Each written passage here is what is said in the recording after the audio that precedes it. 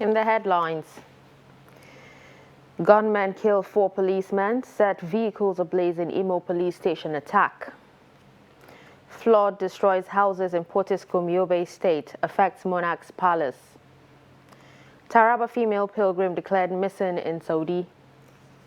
And on the foreign scene, 12 Poles killed, 31 injured in Croatia bus crash. Hello and welcome to Trust News Update. I'm Darshan Hussaina Usman.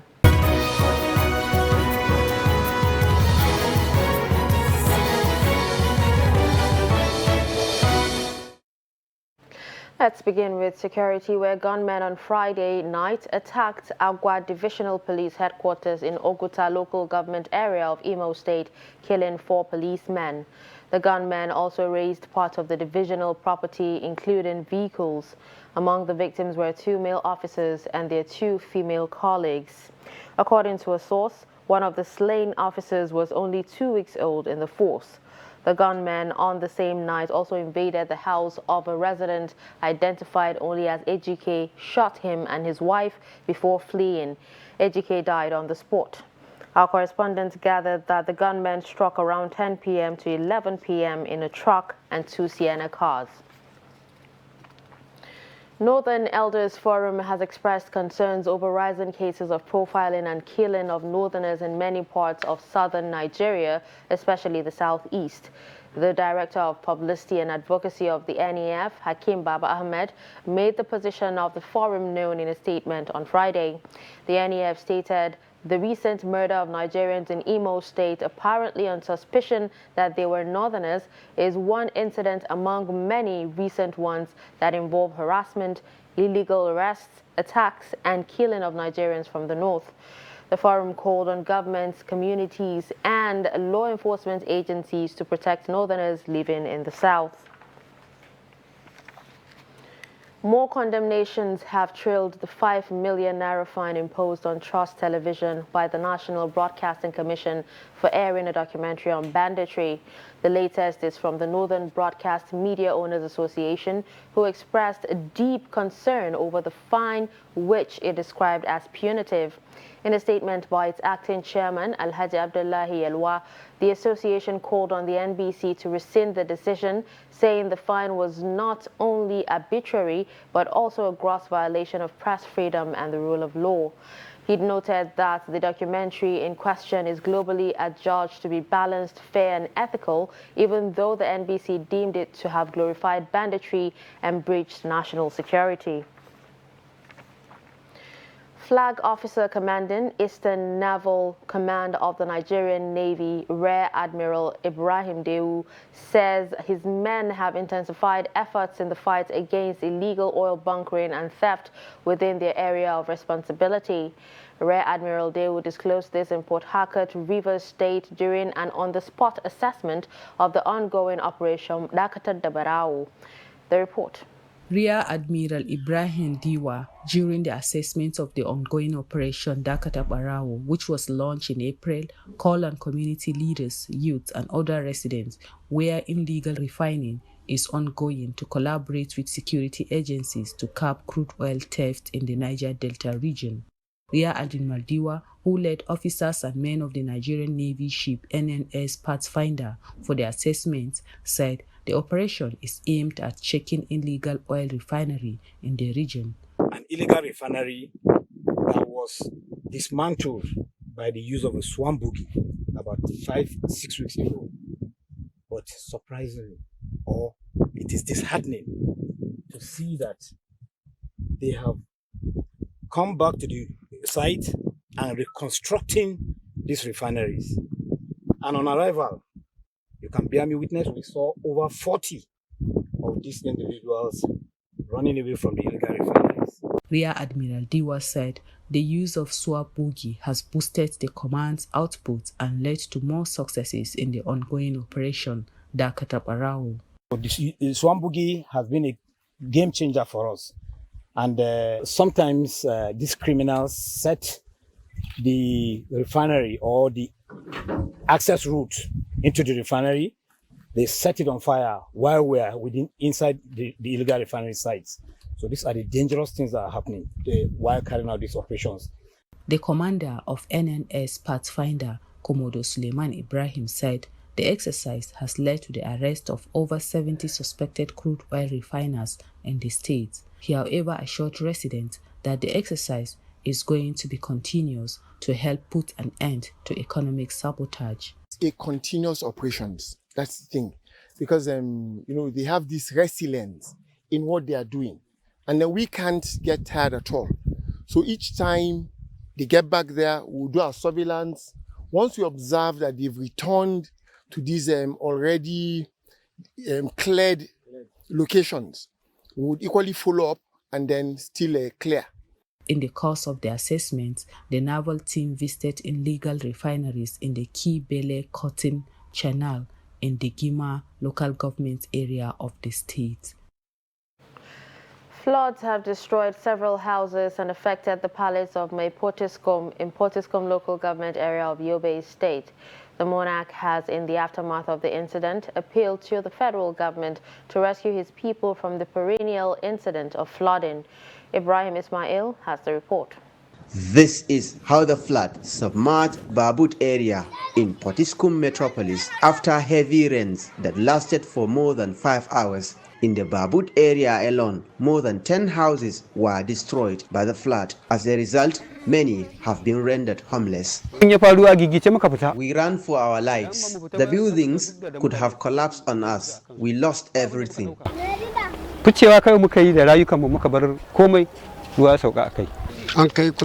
Lasted for about 5 hours tonight. The water flooded into our houses. We tried to stop it, but we couldn't. So we have a lot of problem at that night. We even face a lot of problem because there is many houses that have already been destroyed because of that raining that has occurred a day before yesterday night. So please, we need a help of government. Mayor Angwa Ali Muhammad Shua said the recurrent incidents of floods in the area points to the fact that they have been neglected by the relevant authorities. No agency was here to address the problem. We even requested several times to no avail. The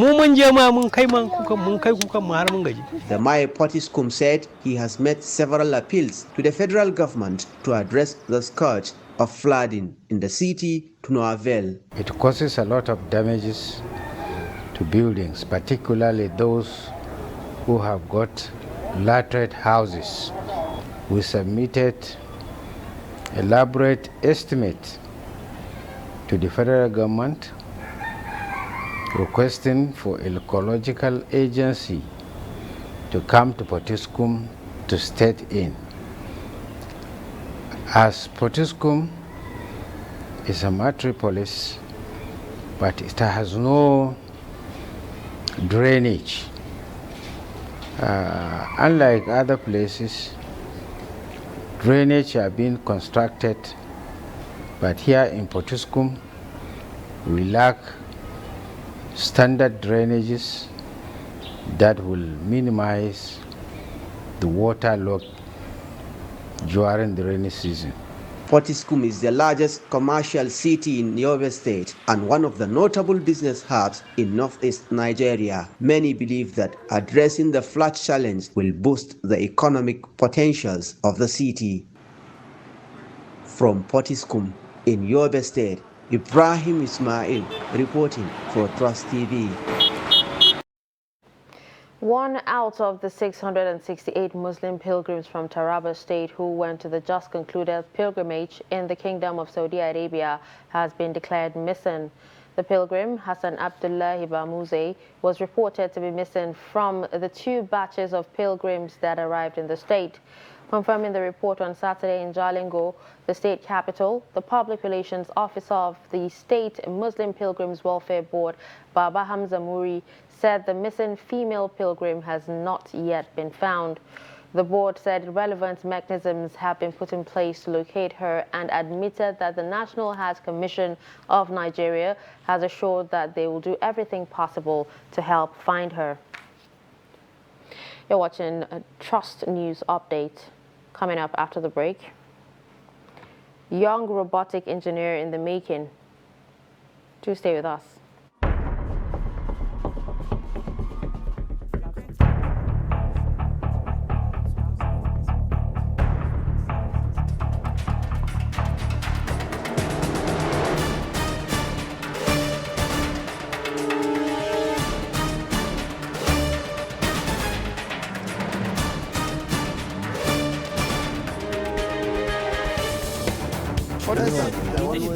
That's great. It's good to see you.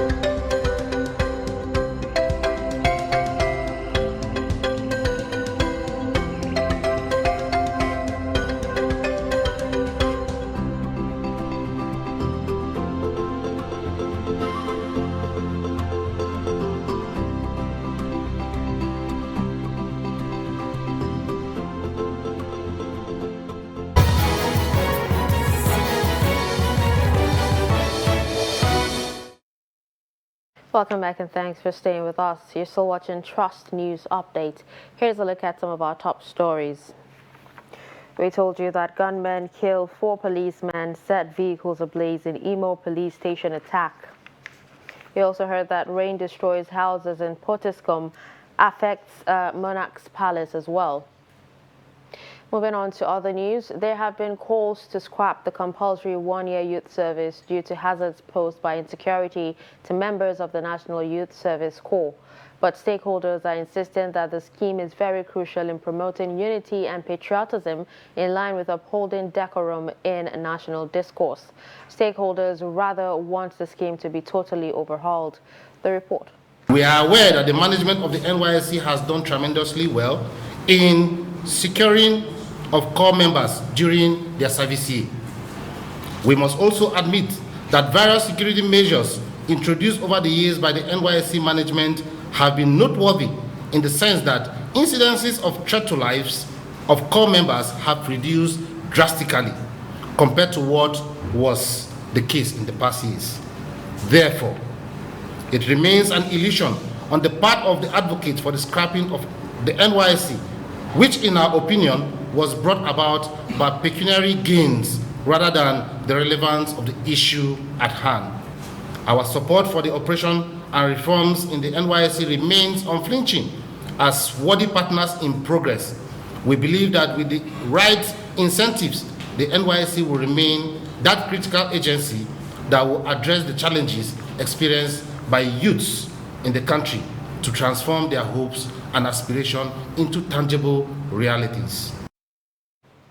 A 17-year-old secondary school graduate in Kano, Isa Barde, is building a robot as he prepares for secondary education, where he intends to widen his horizon in the field. Isa Barde says he plans to study robotics to become an expert in artificial intelligence. Trust TV correspondent Idris Jibrin met Isa and sent in this report. It's been 3 years since Isa Barde started inventing this robot. He says it's part of his life aspiration, even though there is little or no outside support. With a little help from his brother, Isa can now move this robot using his hands.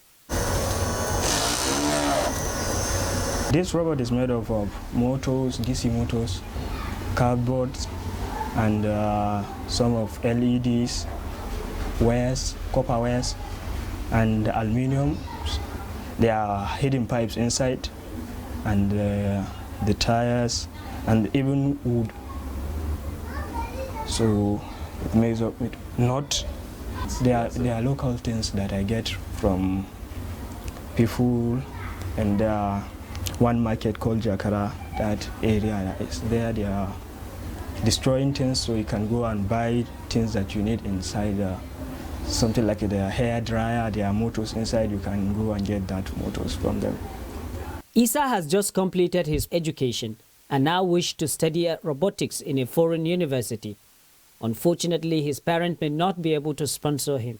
I don't have the means to support him, but I will be happy if he has the support elsewhere, neither the governments or individuals.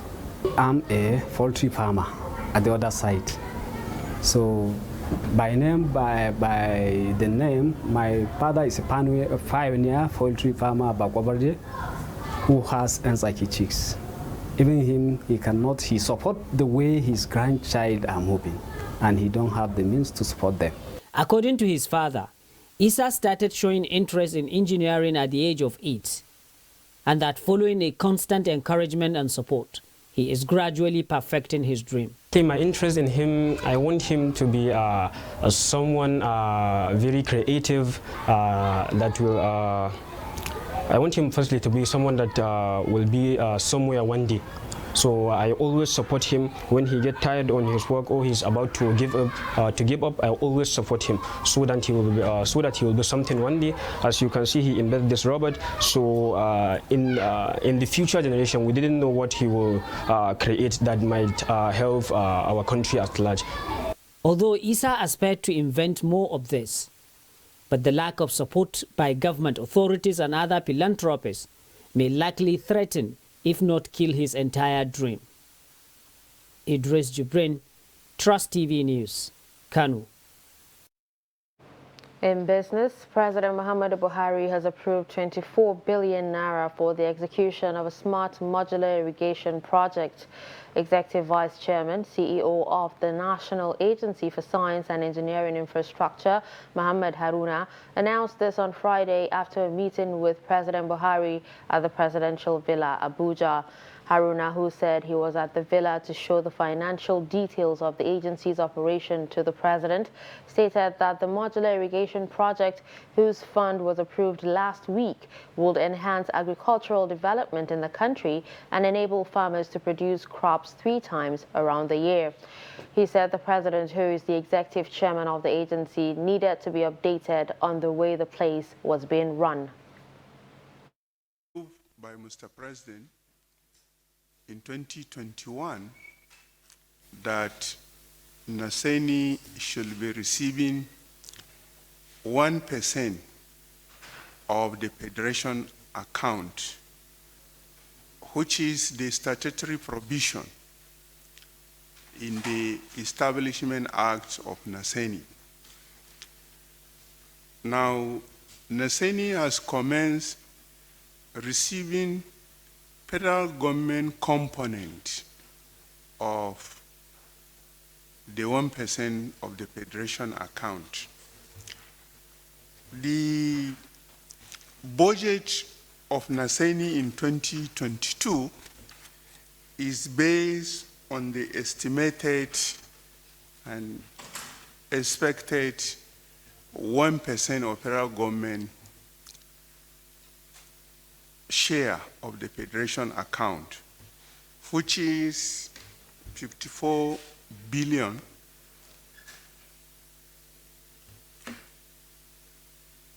50,799,850 naira. This funding as baseline charge is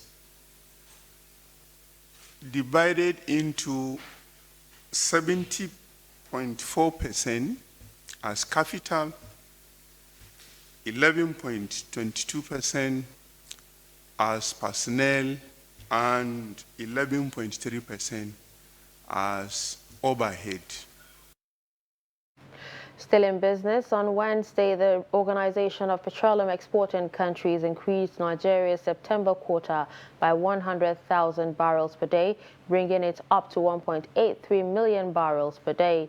Chamunda Beng in this report asked the question, can Nigeria meet up? In recent times, Africa's largest oil producer has not done so well in meeting up with its numbers. So how will the nation meet up with this increase? Energy crude oil expert Yabagi Sani gives his insights. The increase by OPEC is supposed to be a cheering news, for a country that is managing its resources well, but that cannot be said about Nigeria. The official information from government is that we are losing about $5.something billion every year. That is the official figure from 90, about 4.something 96. Every year we are reporting this. And very recently, information I think from official quarters also says that we lost 80% of our revenue to oil theft, to crude oil theft. So the issue is not in any way cheering for an average Nigerian, for the country, because we are a basket case of a nation where thievery is the order of the day, especially in the oil and gas sector. The country has been patiently waiting for the completion of the Dangote refinery, which is said to possess the capacity to process about 650,000 barrels of crude oil per day. But there are fears that the new refinery will fall prey to oil theft, vandalism, insecurity, and policies that have hindered existing refineries from reaching their full potentials. If you remove those clauses, those constitutional provisions that are fueling corruption, then it will work. Because if you deregulate the sector, where then Mr. Dangote now will come and then, of course, buy his crude oil, market price, sell his petroleum products, market price, and your money will not be taken to pay Mr. Dangote.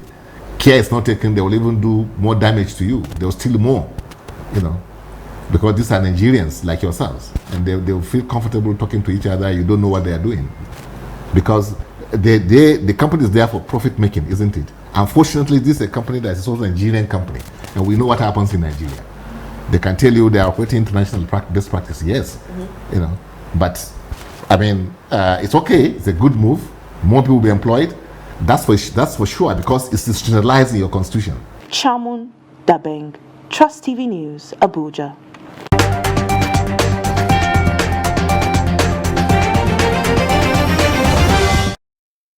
On the foreign scene, Chinese aircraft and warships practiced on Saturday for an attack on Taiwan, island officials said in retaliation to a visit by U.S.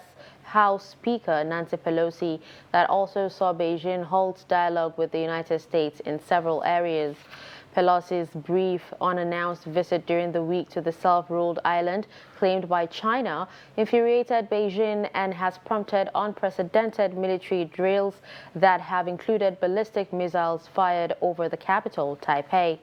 On Saturday morning, Taiwan's defense ministry said multiple Chinese ships and planes conducted missions in the Taiwan Strait, with some crossing the median line, an official buffer separating the two sides, movements that Taiwan's military believes were part of a simulation attack on the main Taiwan island. Taiwan's army broadcast a warning and deployed air reconnaissance patrol forces and ships to monitor while putting shore-based missiles on standby. 12 people were killed and 31 injured, 18 of them seriously, when a Polish bus filled with religious pilgrims slipped off a road and crashed near Varazdin in northwestern Croatia early on Saturday, authorities say.